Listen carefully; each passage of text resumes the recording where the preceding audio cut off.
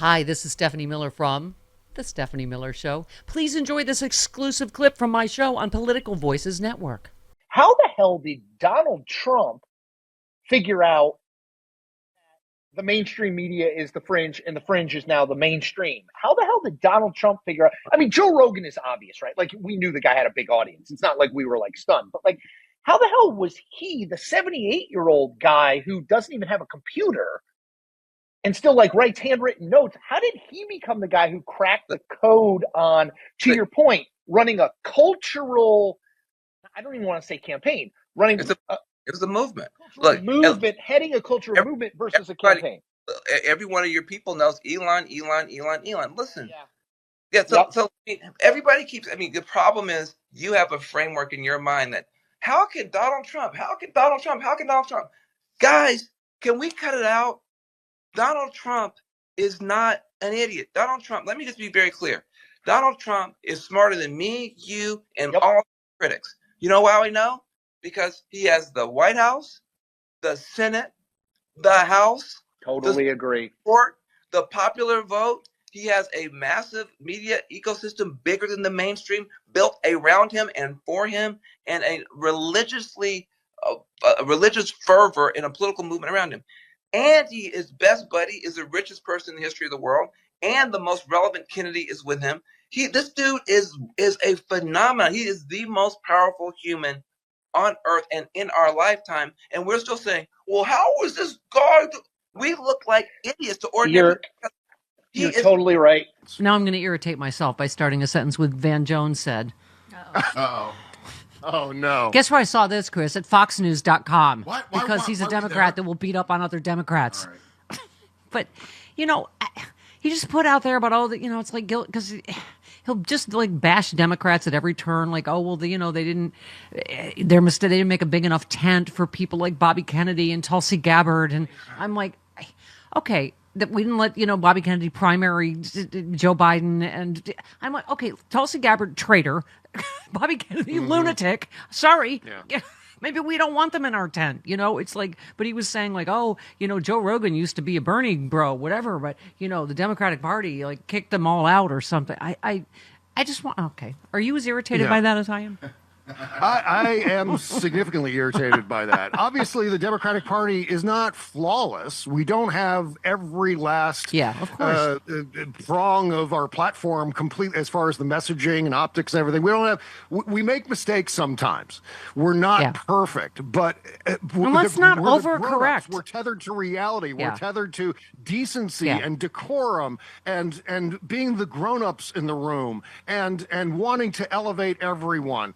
And so in that regard, especially compared to the movement on the other side right now, there isn't even a choice here. I mean, to nitpick away at the Democrats is such a waste of time. For a 1%, we need leadership. Yeah, a 1% victory, right? Like that, it is not a man. Trump said again yesterday, the biggest mandate in history. It's like, oh, shut up, you blowhole. What?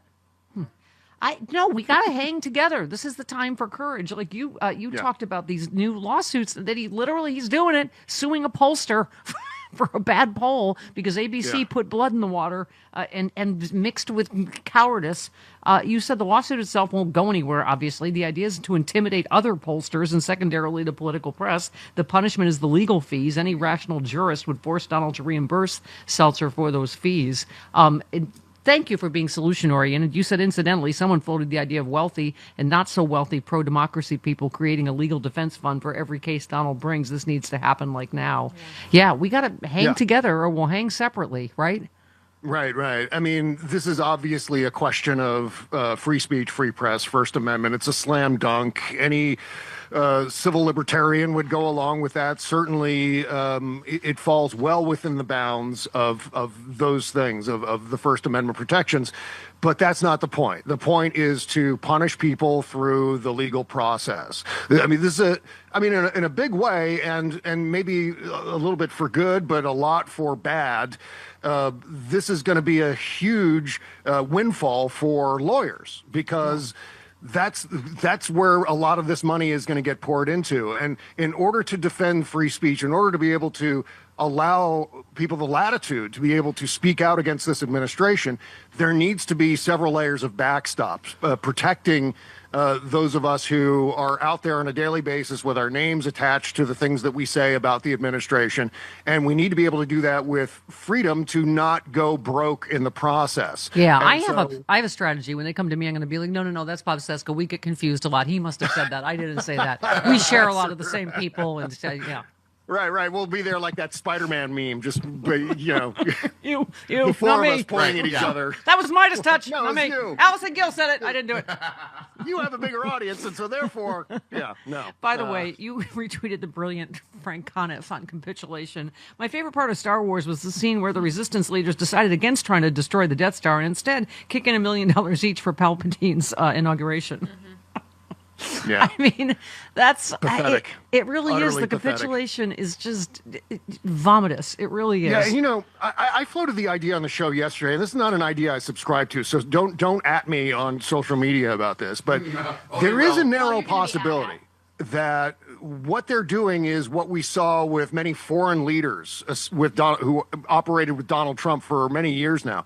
What they may be trying to do is manipulate Donald Trump through flattery and fake friendship, like nuzzling up to Donald Trump in order to manipulate him into getting what they want. And that's I think a realistic possibility. I don't know if that's the actual explanation. I think it's capitulation. I think it's fealty to Donald Trump to say, don't come at me.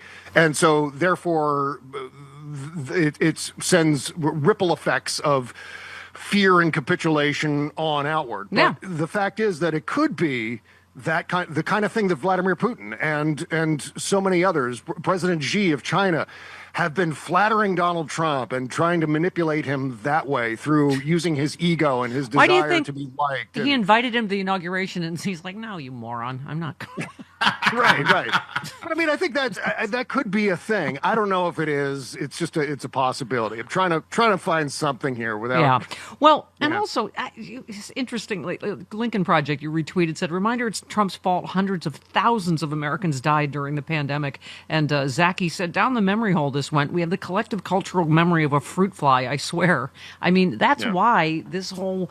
Information, ecosphere that you and I and a lot of others are trying to, we're trying to combat. It's just, how could you possibly forget the thing that just happened and 1 million of us aren't here anymore, It's remarkable, I think, that there were quite a few people, and it's crazy to say this, especially in this world that we operate in, where we've got our faces pressed against our computer screens 24/7.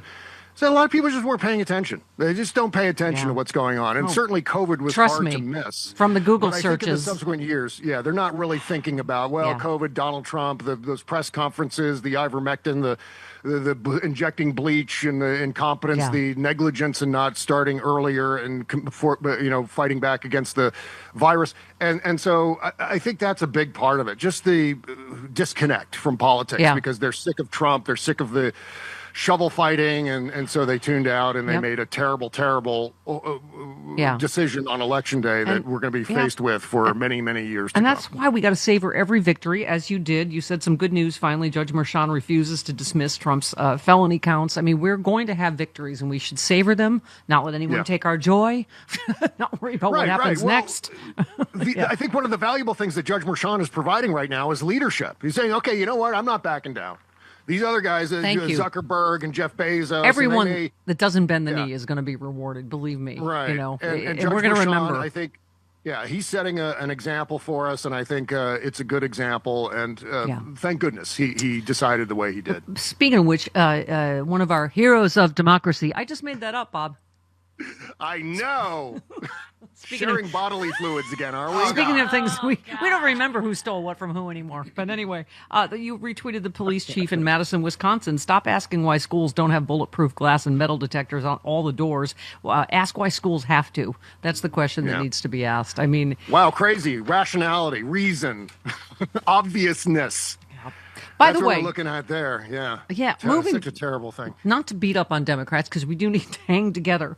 But can I just say I so wholeheartedly agree with our little stem cell Victor Shi, who when is he coming on now? Next week. Oh, next week. Actually, no, beginning of the year. Yeah, beginning of the year. Sorry. Beginning of the year. Because I know we all agree. We talked about this off air. He said, I've stayed silent on this, but after today, I can't. Like her or not, AOC is one of our party's brightest and best communicators. She's a generational talent and force. Democrats need to start elevating our best and brightest young people to the spotlight now, period. That was a disappointment to me. I hope Democrats hear this and she gets some other significant role, because you know what I mean? I feel like we could have done with new leadership in the Senate. I wish she had gotten that place. I hope David Hogg gets a voice at the DNC in some way, you know? I think I think so. I think that's going to happen. Look, Rep. Connolly is a fine Democrat, but I think AOC is the kind of fighter that we need moving into this administration. I don't think she would be pulling her punches as far as certainly how she comports herself on the committee as ranking member, or would have, but also just in terms of having her voice elevated, which we absolutely need right now. We're in a position at this point, Stephanie, where a lot of Democrats, liberals, pro-democracy, all the pro-democracy coalition is looking at that pile of sand and wanting to eat the sand, because we're all looking for leadership in the desert right now. The Andy Shepard speech from the American president. And that's... Oh, I haven't heard of that. Have I ever played that? I don't think you've ever played that. I'm sorry. Go ahead, Bob. People want leadership, Mr. Peck.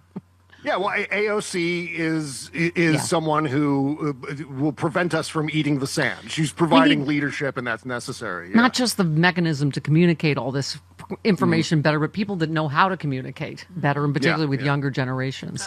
We have a little bit of breaking news. In a reversal, key House panel votes to release Matt Gaetz' ethics report.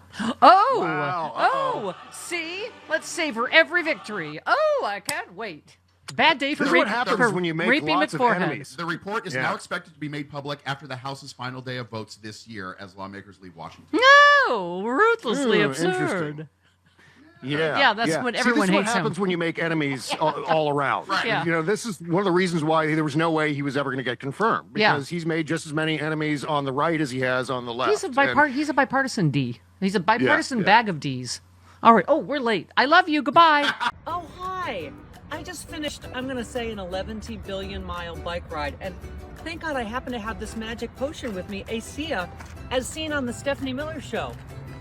It helps my cells communicate better so that I can heal faster from overdoing because I'm lying about my age. I also use it on my face.